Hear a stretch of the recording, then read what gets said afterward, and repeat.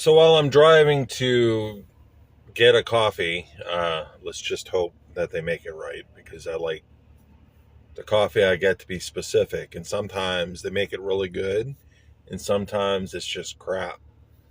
But I'm creating the part two to the video I had obeying God's instructions, and this is part two. And I just really want to get into more depth regarding obeying his instructions. I gave some biblical examples, and I probably gave some examples in the first video, but I want to give some more examples, and I really want to go in depth with certain things regarding God's instructions. I really recall, when I was reading scripture about the Israelites and how God gave instructions to Moses to give to them, where he said, that you're to gather manna for 6 days, I believe, and on the seventh day, you're not to gather it, but you're to grab extra on the sixth day. And there was an account of some Israelites that went out on the seventh day to gather manna, and it turned into rot. And it said that Moses was angry, and I'm sure that was a reflection of how God felt. Because God gives instructions and, his followers don't follow them. So, you look at scripture. I personally looked at scripture, and I was reading these accounts, and I'm like thinking to myself, why can't these people just obey God's instructions? Why do they put such a fuss up? And then you can read accounts about, God telling Moses to speak to the rock and it will flow water and such. And we can look at those accounts and be like, man, why couldn't they just do what God had said? And, I used to say that myself until I got to that place in my own life where God gave me specific instructions that I had to follow. And I mean, it could be many contributors that can come against that. Who knows what they would be? But for me, in my own life, it could be other people that can move you off those instructions.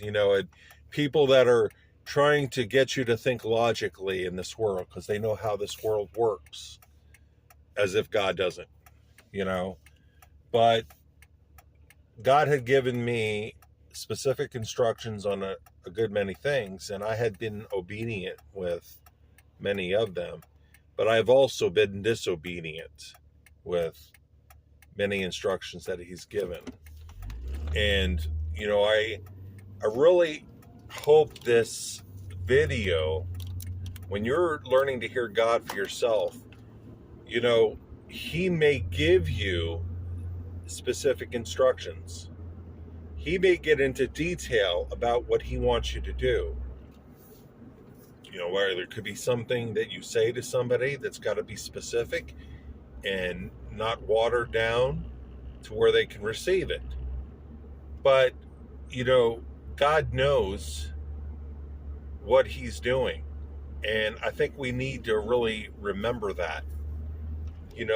Not thinking that we know more than God. That's the first thing. So when we're hearing from him, he can get specific depending on how much time you invest into sitting down, hearing God, removing any kind of distractions in your life that can keep you from being in that place to hear him. There's a lot of people that can hear one or two words, and there's a lot of people that can hear like paragraphs. Whatever it would be, God can move us into that place to where we can hear more. And then his instructions can get detailed. And he had done that many times in my life, and he had a specific reason for that. So I'm going to pause the video and get back to it once I receive my coffee. Hopefully it's good. And then, of course, you're not going to notice, the length of time and me getting the coffee and then me driving to where I'm going to start this video. you'll just notice that I paused the video and then I unpaused it. So I'm going to pause it now. So I got my coffee and they made it good, which is good. But getting onto the video, and I'm speaking from personal experience and what I had witnessed in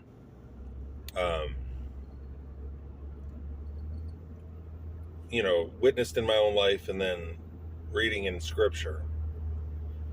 And the first point I'm going to make is that God gives us a promise, and with that promise, it could be detailed instructions regarding that promise.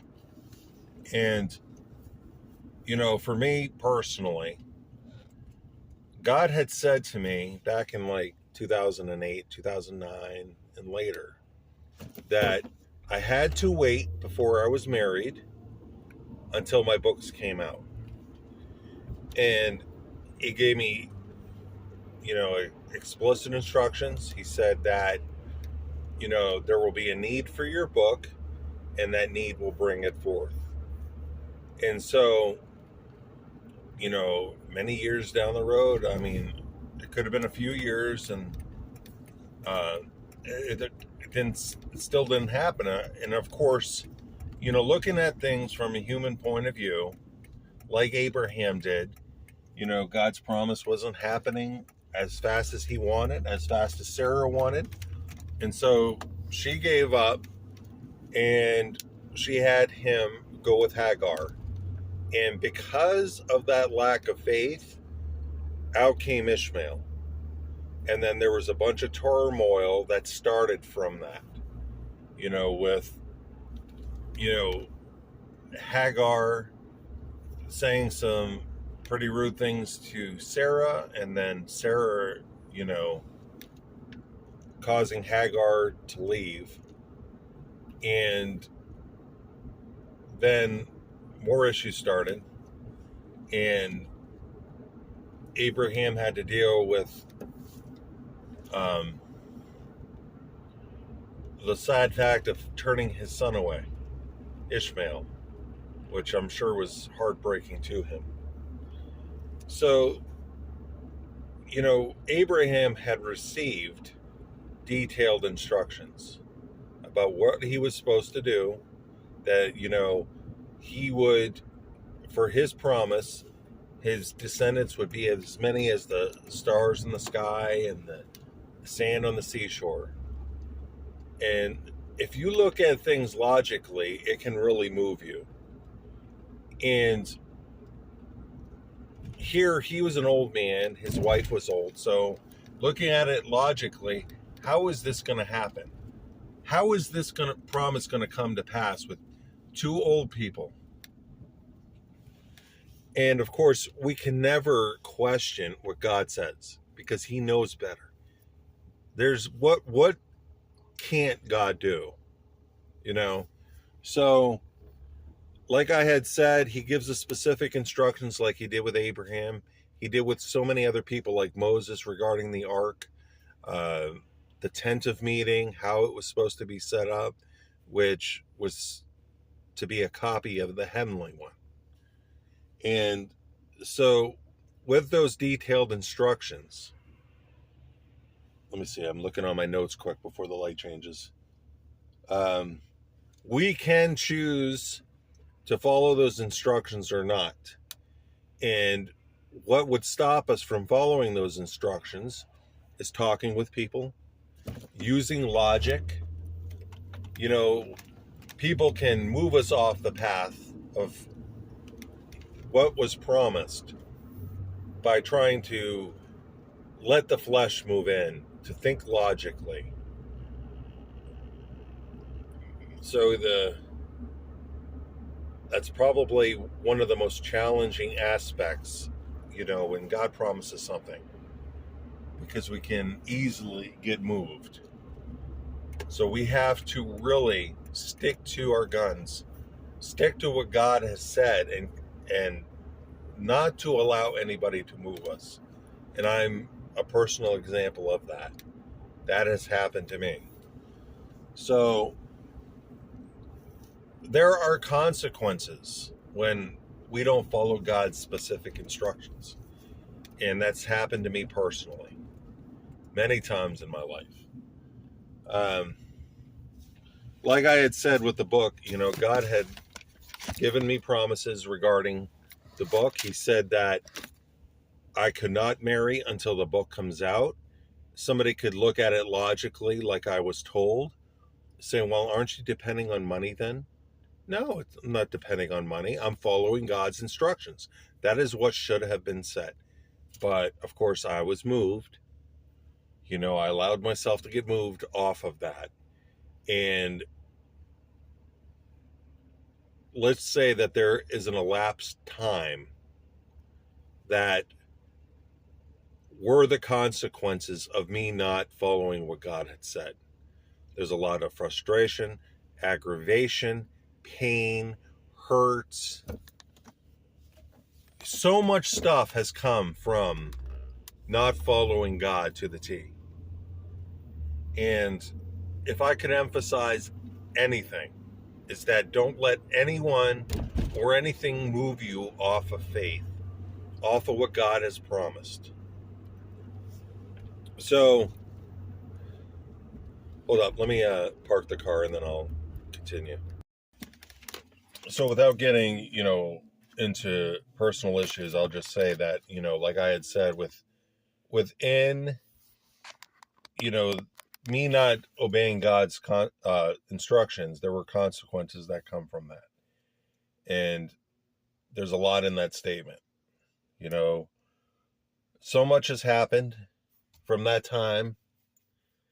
And all that could have been averted if I would have listened to God and focused truly on Him.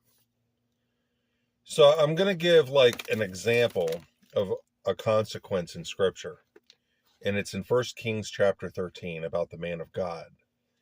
And he received instructions, but also there were consequences to him not obeying God's instructions. So let's see. Basically what happened is that he spoke against Jeroboam, and Jeroboam was about to, I think, grab him. And his hand became shriveled. His arm was shriveled. I guess it meant that his arm was like that because he couldn't move it. And the Jeroboam asked the man of God to pray for him, so he did, and then he was restored. And then the man, Jeroboam, promised the man of God, to, I think, come back with him and eat. And the man of God said no. He said, so it was commanded me by the word of the Lord, saying, you shall neither eat bread nor drink water and return by the way you came. Those are specific instructions that God had given him. And with those specific instructions, there could have been, something that happens around him that would point to each of those instructions. The first one, you shall neither eat bread nor drink water. There's first instructions. What could have went on if he ate bread and drank water with the king? Or what if he returned by the way he came, disobeying the Lord? Who knows what would have happened? So God was detailed in his instructions to the man of God. Well, after his business with Jeroboam was done, there was an older man that came and said that an angel spoke to him and he's to come back to his place. And so the man of God went with the quote unquote older prophet. I don't know the details of that. It just said that he was an older prophet. So he went back with him, and while they were eating and drinking, the older prophet said, you have defied the word of the Lord and not have kept the command of the Lord your God gave you. You came back and ate bread and drank water in the place he told you not to eat or drink. Therefore, your body will not be buried in the land of your ancestors. So the consequences is the man of God left the older prophet's house, and a lion met him on the road and killed him. And the mysterious thing is I think there was, I don't know if it was a donkey or whatever, was sitting next to the body, and then there was that lion that was sitting next to the body. And the body was taken and put into the older prophet's, I guess it was his grave or whatever, and he gave instructions to his sons that he would want it to be buried next to him. So there are other scriptural examples of consequences of not obeying God. Moses had consequences, and God told him, I want you to speak to the rock and have it flow water. Well, he didn't do that. In his anger, he took his staff and hit the rock, and it bursted with water. And God said to him that you cannot enter the promised land because of this. Samuel gave Saul explicit instructions about what he was to do. He was to destroy everything in a certain area, and he didn't listen. And so his kingdom was taken away from him. It was given to, I think Samuel said, somebody better. There were also instructions in Scripture that the people of Israel, the men, were not to have many wives. Why was that? That was because many wives can turn your heart from the Lord. That was why. God also said that the people of Israel were not to marry outside of Israel. Why was that? Well, you're marrying different women from different areas who are following false gods. They can turn your heart from the Lord, which is what happened. So God gave specific instructions, knowing, beforehand what would happen. So that's why he gave specific instructions, because he knew that their hearts would be turned away from him. And then Israel was to be rid of all the inhabitants for that very specific reason, that their hearts would not be turned from him. So when we hear God, he can give specifics that we need to follow. And those specifics may be weird. Those instructions may be weird to our logical minds. But our actions must happen according to his word. Those specific actions can avert problematic situations to achieve what he has for us. Now, if I was obedient, the issues of my life would have been averted. But I wasn't obedient. And because of that, I went through a lot of pain and hurt. There are problems when we think we know better than God. When we follow God's instructions, there are not problems in this world that arise, because God knows, what's going to happen. He knows the problems that we would face if we didn't listen to him. But, God can foresee any problems that may come. That's why, and I'll get to this in a little bit, I'll give an example that would, tie this point home. But, those specific examples, they can keep us safe. They can keep us from harm, like what I went through. It's like those specific instructions can keep obstacles out of our way. We wouldn't be hit with anything false if we're truly following what he wants us to do. Now, under the point, specific instructions, God sees everything that could tangle us up in this world. Now, look at it from this example that I was talking about. Let's say if you are up in a helicopter, you can see everything going down below you. So if you're trying to guide somebody that's on the ground about what you need to do or what they need to do, then they can see better than you can see. All you can see is the obstacles that are in your sight. So the person up in the helicopter can say, hey, you need to take a right and then take a left. Well, if you don't follow them, then you're going to be caught probably in a maze, or you're going to be hit with, somebody that's going to hurt you. So you need to listen to the instructions that you are given by the person in the helicopter. That person in the helicopter is God guiding us.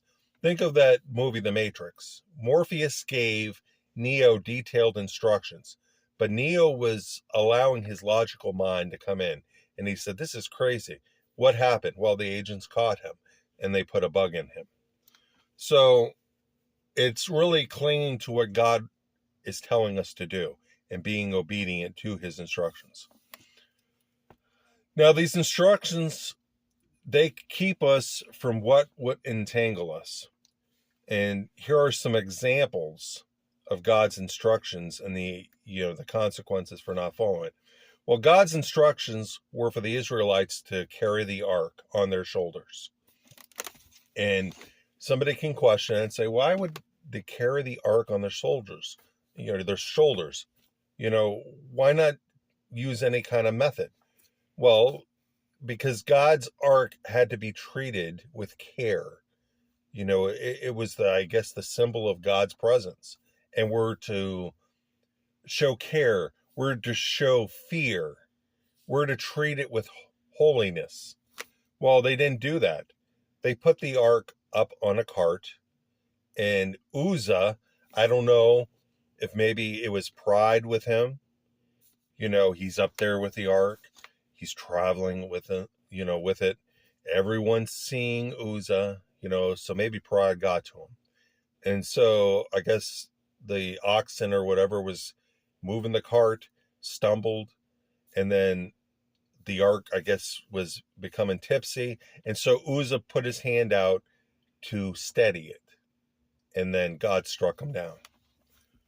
And then it said that, I think, David was afraid. So it took something like that to open David's eyes to look back in Scripture and how they needed to transport the Ark of the Covenant. God gave also detailed instructions to Israel in Joshua's time that they had to go around Jericho so many times. And on the last time, they're to blow their trumpets and they're to yell. I don't know why that was specifically, but the cause of that was the Jericho's fall. Who knows what scientifically all of that did, if it was scientifically, that caused Jericho to fall. Or if it wasn't scientifically, it was by God's power, that science could not explain, that would cause Jericho to fall. So who knows what it could have been. Of course, like I had said, we don't know what went on behind the scenes regarding that. Another is Moses was to speak to the rock, like I already said, and the consequence of him not obeying God was that he could not go into the promised land. And the last point I'm going to make before I close, and I pray that this, video is helping you see that it's so very important that we're following God's instructions and we're doing what he wants us to do. We can achieve promises or objectives quicker if we obey rather than disobey. And I had given that example already of me, that if I would have obeyed God, so many problems could have been averted. I probably would have achieved the promise if I would have stayed the course and not get moved using logic. And that's one of the things that are detrimental to walking in faith and following God's instructions. And when we start thinking logically, because then we're relying on ourselves and our flesh to get by, rather than walking in faith and standing on the promises, which is by the Spirit. So I pray this video has blessed you. Thank you for taking the time to watch.